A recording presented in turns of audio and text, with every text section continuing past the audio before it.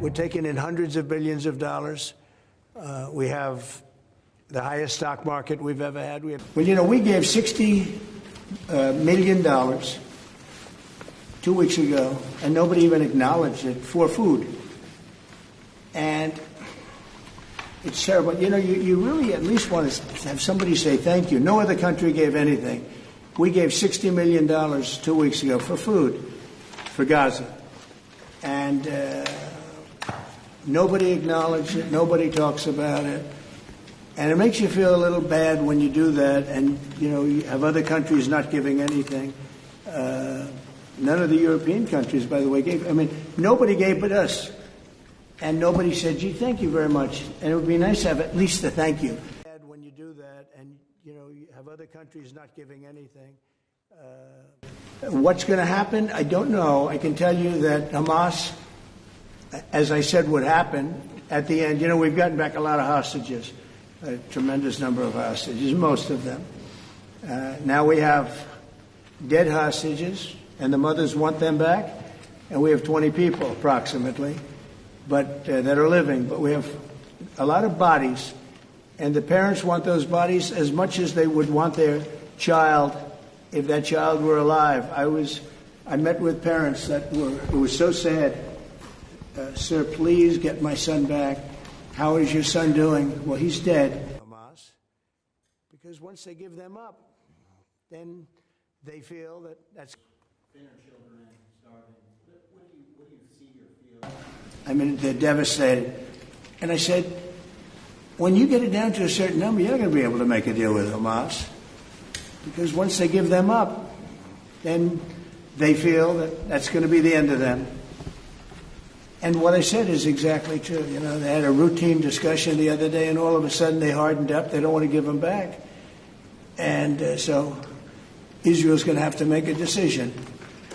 Stolen by Hamas. You know, they're stealing the food. They're stealing a lot of things. You ship it in, and they terrible. You know, when I see the children, and when I see, especially over the last couple of weeks, and people are stealing the food, they're stealing the money. They're stealing the money for the food. They're stealing weapons. They're stealing everything. It's a mess. That whole place is a mess. The Gaza Strip, you know, was given many years ago so that they could have peace. That didn't work out too well. When Israel gave that up, whoever was the prime minister at the time, who I know who it was, but it was not exactly a very clever thing to do, because that was given so that they finally have peace, and it's actually made the situation worse. The birds, they're noisy. You know, you have a certain place in NATO, and they'll be doing what they want, but I guess for the most part, working with Ukraine.